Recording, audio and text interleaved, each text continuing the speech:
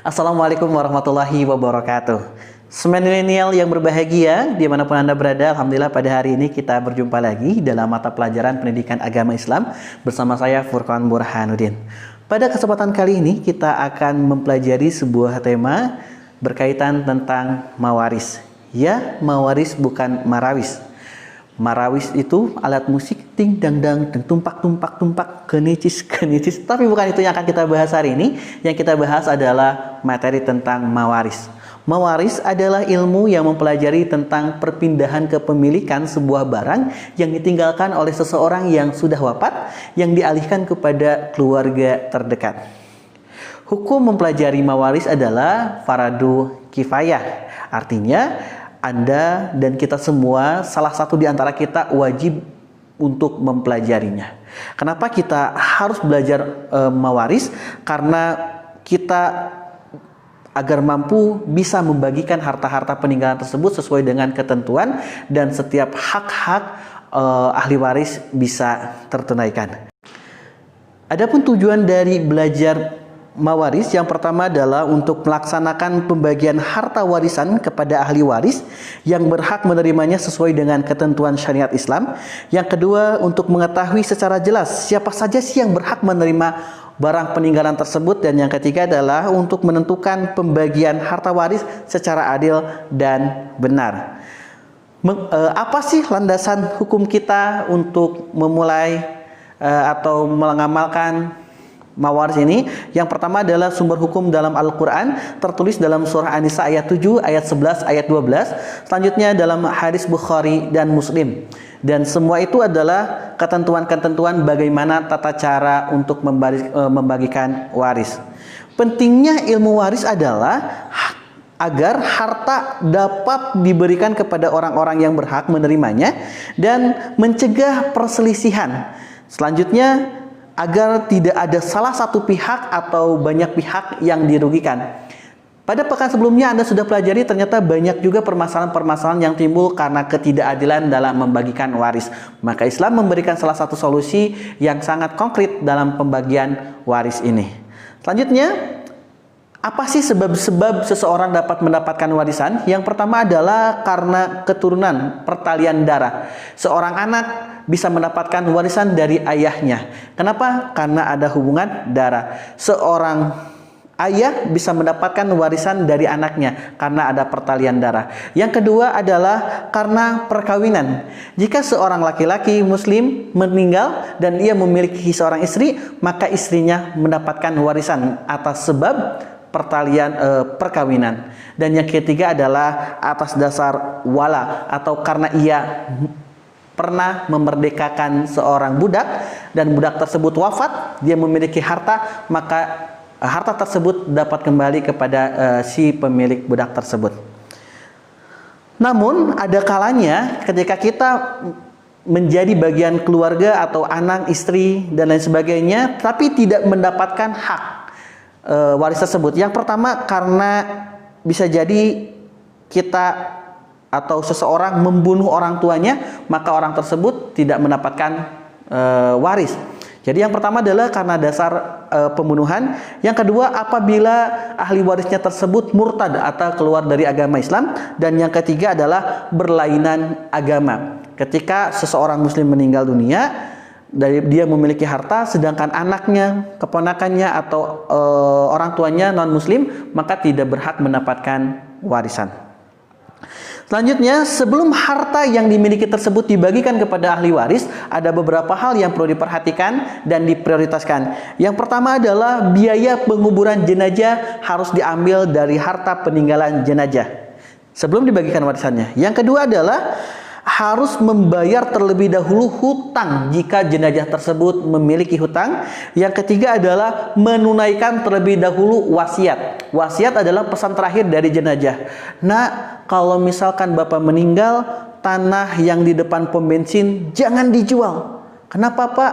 Itu tanah milik orang lain. Itu memang tidak boleh diwariskan. Tapi ketika ayah memberikan wasiat, nah ketika ayah meninggal, punten, silahkan keluarkan uang sebanyak 1 miliar untuk didonasikan kepada orang lain. Dan ketika harta tersebut yang ditinggalkan lebih daripada 3 kali lipat dari 1 miliar, maka harus dibayarkan maksimal 1/3 dari total peninggalan jenazah.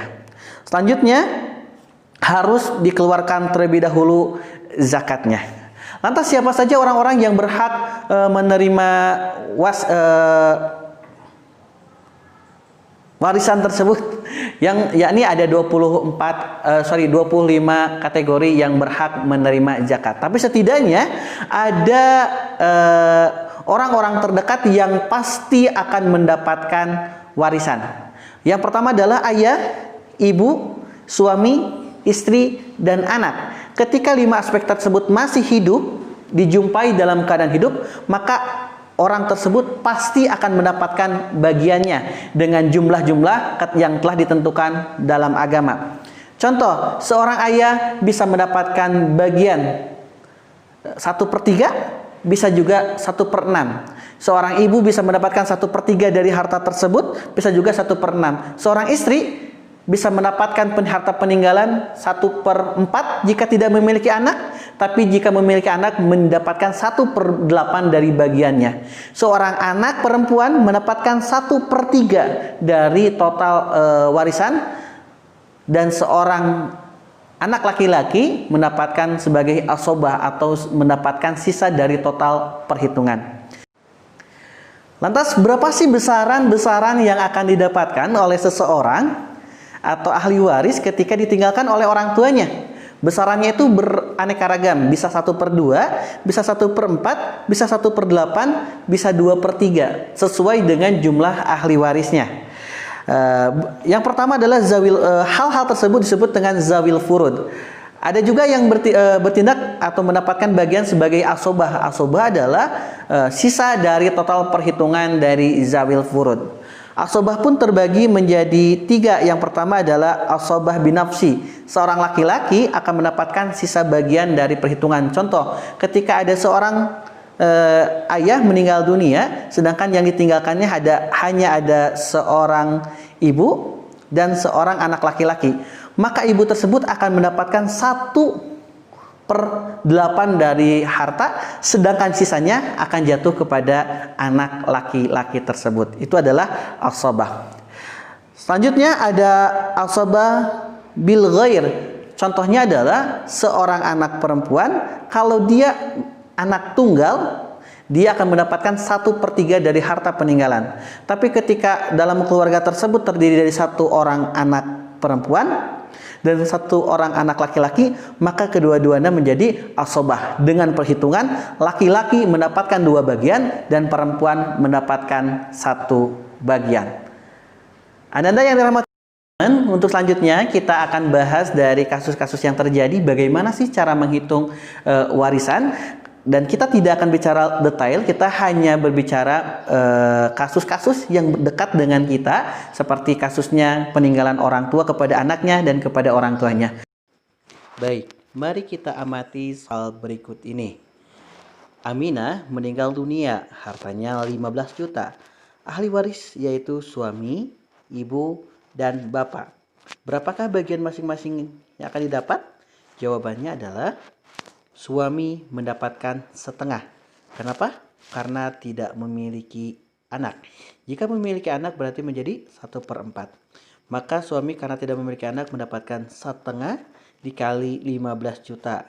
Sama dengan 7.500.000 rupiah. Berapakah bagian ibu? Ya, bagian ibu adalah 1/3 dikali sisa dari pengurangan hak suami. Jadi 1/3 dikali 7.500.000 sama dengan 2.500.000 rupiah. Berapakah bagian bapak? Bagian bapak adalah 2/3 dikali sisa pengurangan dari suami, sehingga bapak mendapatkan bagian 5 juta rupiah. Jika kita amati, berlaku juga rumus lirijali, laki-laki itu lidzakari mislu halil unsayain, bahwa laki-laki akan mendapatkan 2 bagian dan perempuan mendapatkan 1 bagian. Kita lihat, ibu mendapatkan 2,5 juta dan bapak mendapatkan 5 juta rupiah. Kasus seperti ini disebut dengan kasus ghorowain. Soal berikutnya, disarankan untuk memperhatikan soal berikut ini. Ahmad meninggal dunia dengan meninggalkan harta sebesar 53 juta rupiah. Setelah itu dipotong untuk biaya pemakaman sebesar 500 ribu rupiah, zakat dari harta tersebut 200 ribu rupiah, dan wasiat yang harus ditunaikan sebesar 4.300.000 rupiah.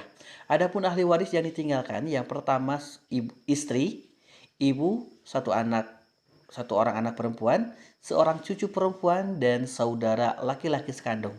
Berapa bagian masing-masing? Jawabannya adalah pengeluaran jumlahkan, kemudian harta semuanya dikurangi oleh pengeluaran, dan sisanya yang akan dibagikan. Sehingga didapati 53 juta dikurang 5 juta sama dengan 48 juta rupiah. Bagian istri adalah 1/8 karena memiliki anak. Jika tidak memiliki anak berarti mendapatkan 1/4. Jadi 1/8 dikali 48 juta sebesar 6 juta rupiah. Itu bagian istri.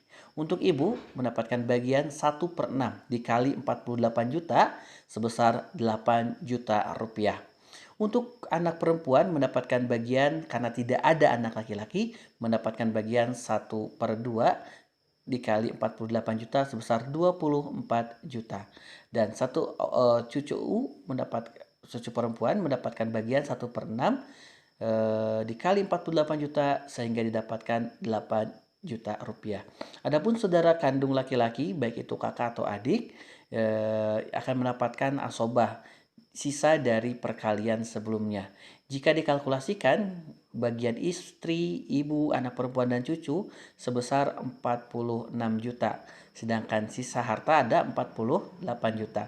Sehingga dapat disimpulkan bagian untuk saudara sekandung itu mendapatkan bagian 2 juta rupiah. Oke, setelah kita menyaksikan bagaimana cara mengerjakan soal-soal mewaris, dapat kita pahami bahwa ternyata mempelajari ilmu faraid atau ilmu waris ini tidaklah mudah.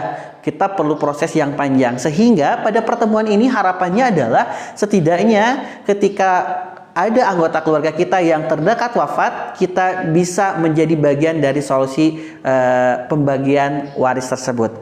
Dan ingat, warisan ini bukan sesuatu yang perlu diributkan. Kita harus berpatokan pada aturan agama sesuai dengan bagian masing-masing. Semoga Allah Subhanahu wa taala melindungi kita dari pertikaian, dari perdebatan gara-gara berebut warisan orang tua dan orang-orang terdekat. Dan semoga Allah memampukan kita untuk menjadi pribadi yang lebih baik. Berjumpa lagi pekan depan, dan jangan lupa dikerjakan tugas berikut ini.